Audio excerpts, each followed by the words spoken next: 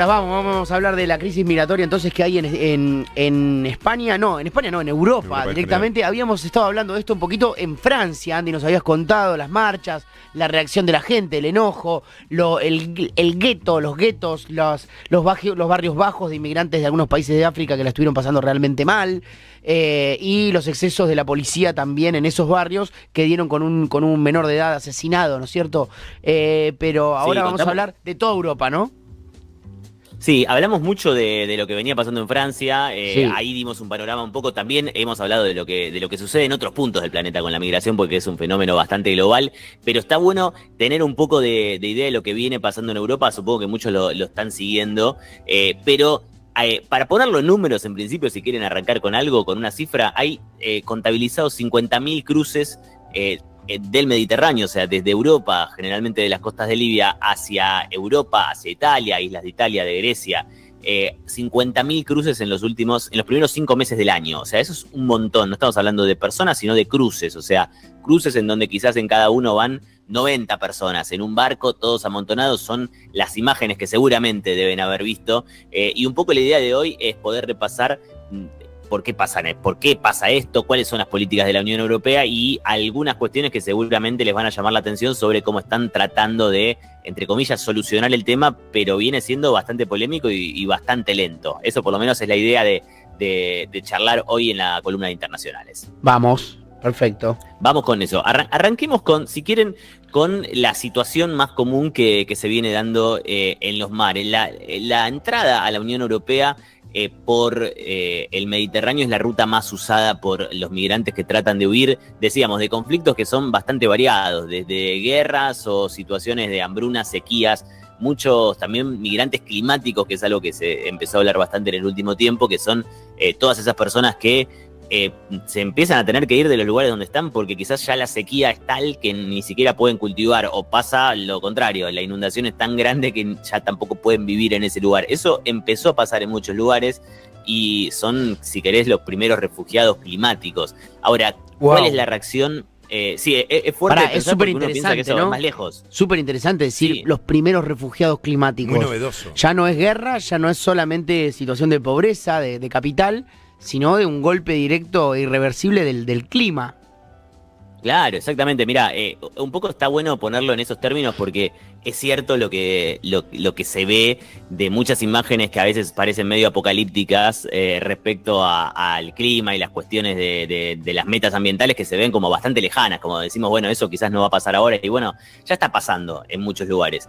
Y un poco la respuesta también que se da desde la Unión Europea tiene que ver con algo que lo hablamos en algún momento, y esas políticas se llaman externalización de fronteras, que básicamente es decir, no quieren que lleguen los migrantes hasta las fronteras de la Unión Europea, sino que quieren que pidan asilo o que pidan esa ayuda que necesitan en terceros países. Entonces se trata de darle muchas veces fondos a los países fronterizos de África con el Mediterráneo, como por ejemplo Libia, como por ejemplo Túnez, para tratar de frenar esa ola migratoria antes de que llegue a Europa. Lo que pasa es que muchas veces no se tienen en cuenta las necesidades de estas personas que están escapando de conflictos realmente muy heavies y de situaciones realmente bastante complicadas, y las solicitudes de asilo muchas veces no llegan, no se pueden tramitar o directamente quedan en la nada, y estas personas saben que no es por ahí, que no van a conseguir nada esas solicitudes, y comienza lo que muchas veces vemos en los medios, que son esas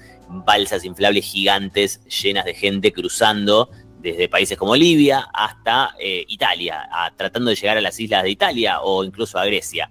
Y ahí obviamente es donde se producen la cantidad de muertes que vemos. La otra vez vimos una noticia bastante tremenda en Grecia, que se hablaba de casi 750 muertos en un naufragio, o sea, en uno solo. Tengan en cuenta la cantidad de cruces que les conté que hay en el Mediterráneo. Sí, pensé en una serie, Andy, ¿cómo estás? Years and Years, no sé si la viste, es terrible. Sí, Jiménez, sí, totalmente. Que tiene que ver totalmente. Con esto. Totalmente, me hace acordar mucho eso porque es una serie la que menciona Jiménez, que es un futuro, pero no es tan lejano, ¿viste? Ay, que sí, de repente es un futuro medio cercano. Sí, 2050 y pico, es una cosa así, creo. Menos, sí, capaz, sí, como, sí. Es muy cercano, tal cual. Y se ven muchos también de esos gobiernos de ultraderecha, súper conservadores, que tratan de poner un poco de relieve en la serie y que muestran muchas políticas que ahora están sucediendo en la Unión Europea, porque si uno piensa en Hungría, que es miembro de la Unión Europea, es un país que está en el Parlamento Europeo, y el presidente, que es Víctor Orbán, de un partido de ultraderecha, dice, él se jacta de ser el único país con inmigrantes cero. Esto significa que están totalmente cerrados a recibir migrantes. Ahora, ¿esto afecta de alguna manera a los países europeos? Porque yo la última vez que fui a Europa, que fue hace muchos años, porque después he decidido ir siempre a San Marcos Sierras, porque soy argentino. Claro, decisión. Me parece muy bien. Y tal vez porque no me daba el dinero también, un poco. Naciste en Barcelona, Gómez. Un poquito. Sí. Yo, la última vez que fui, estaban sobrados los europeos. Sobrados. Sobrado. Ni un puto indigente, plata por todos lados. Los colectivos funcionan como si fueran un relojito. Decís, esta gente está sobrada. O sea, acá hay lugar y está la situación como para ayudar. Ahora, no sé cómo es la Europa de hoy, 10 años más tarde. No, te digo, a ver, está bastante cambiado. Yo, viniendo de Argentina y hablándolo con muchos latinoamericanos acá, yo muchas veces la sensación es que hay cosas que se quejan por ahí uno no se quejaría o que no las ves tan tremendas. Por supuesto que el discurso es un discurso en general de penuria económica, no estamos tan bien como antes, no estamos en la misma situación. La verdad que por las entrevistas también que estoy haciendo acá para diferentes canales y cosas, en general, hablando con los sindicatos, incluso te dicen, estamos en un momento de tasa de empleo récord. O sea, que consiguieron emplear. Tasa de empleo. Claro, sí, totalmente, ¿viste? Uno repregunta y dice, che, pero escúchame, no, ¿de empleo o de desempleo? No, de empleo. O sea, conseguimos muchos de los contratos basura, de esos que son lo mismo que pasa en Argentina, esos contratos que supuestamente son por un tiempo y que después te vuelven a contratar y qué sé yo, que se reduzca ese número de contratos, que haya más gente trabajando en blanco. Digo, es una situación totalmente distinta y la desigualdad es patente. A mí lo que me llamó mucho la atención, hace un par de semanas atrás, tuve que ir al Parlamento Europeo, en el marco de unas charlas que daban allá, y lo que me encontré en Bruselas, que es Bélgica, un país que uno, no sé, yo por lo menos no conozco demasiado de Bélgica, tengo la imagen mental de lo que uno sabe de Bélgica, conoce por arriba, y cuando llegué ahí me encontré con muchísima gente viviendo en la calle, obviamente todos migrantes, ningún belga, mucha gente que había llegado en estas balsas, en estas pateras que se llaman hasta la Unión Europea, y que quedaron abandonados a su suerte en un país súper rico y en un país donde está el Parlamento Europeo. Y la verdad que lo que veías ahí era un montón de exclusión. Y lo mismo pasa en Francia. Claro. Entonces también hay como una cuestión de mucha gente que está huyendo de conflictos súper pesados y que llega a Europa, y la verdad que la recepción acá es, te diría que para muchos migrantes, muy pero muy dura, y de los que logran llegar. No me quiero poner trágico, pero digo, ya les contaba el número anterior de la cantidad de gente que queda en el Mediterráneo y que no logra llegar hasta la Unión Europea, y sobre todo que hay un discurso, y que se escucha mucho acá en España, hay elecciones ahora, el fin de semana que viene, y hay posibilidad de que la ultraderecha saque unos 15 puntos, y que la derecha saque unos 30. ¡Upa! Bonito. Entonces también, Dios, por eso hay muchos discursos antimigrantes, que la verdad que empiezan a tomar cada vez más fuerza en diferentes lugares. Acá en España, antes no había quizás tanto, siempre obviamente hay un racismo de base lamentablemente en todos lados, pero se empiezan a ver esos discursos de vienen a sacarnos el trabajo, vienen a usar nuestro sistema de salud, y muchas veces no se tiene en cuenta obviamente ni siquiera una cuestión histórica de qué es lo que pasó en África, pensando incluso en las colonias belgas o en las colonias francesas. Claro, qué responsabilidad tuve yo para hacer verga ese país. Primero, hablando bien, ¿no? Hablando técnicamente, como se dice, ¿no? Somos periodistas. Andy, ¿te puedo preguntar si se puede enumerar cuáles son los principales conflictos alrededor del Mediterráneo que están expulsando gente de sus países? ¿O expulsando, obligándolos a irse?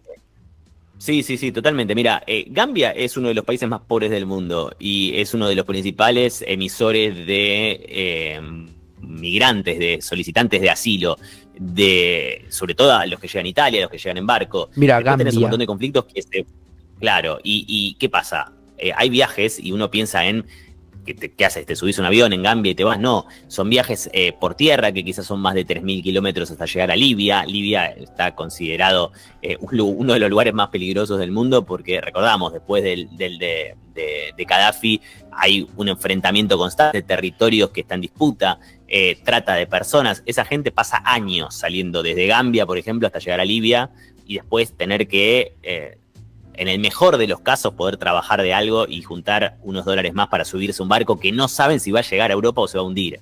Mucha gente que no sabe nadar. Digo, son como conflictos bastante complejos. Después, obviamente, a lo largo de muchísimos lugares, en Sudán están en una crisis tremenda, en muchas zonas de Etiopía. En Sudán están en crisis económica, social, una guerra civil, varias guerrillas. Se están enfrentando dos sectores ejército, en realidad. Dos sectores del ejército que habían prometido traer elecciones y democracia después de una revuelta popular y en realidad se están enfrentando entre ellos a ver quién se queda con el control de un montón de recursos naturales en el medio, civiles que están desplazando a otros países igual o más pobres. Entonces, toda esa masa de gente está buscando algo bastante lógico y que creo que buscaríamos todos, que es una vida mejor en donde o puedas vivir en paz, o puedas tener agua potable, o puedas decir, por más que no sean ese tipo de conflictos tan tremendos, que puedas decir, che, yo quiero tener un trabajo y vivir dignamente, porque en esos lugares o la de verdad última, que es difícil. como mucho, con hambre, pero sin miedo, ¿no? Buscando un símbolo de paz, diría Charly García.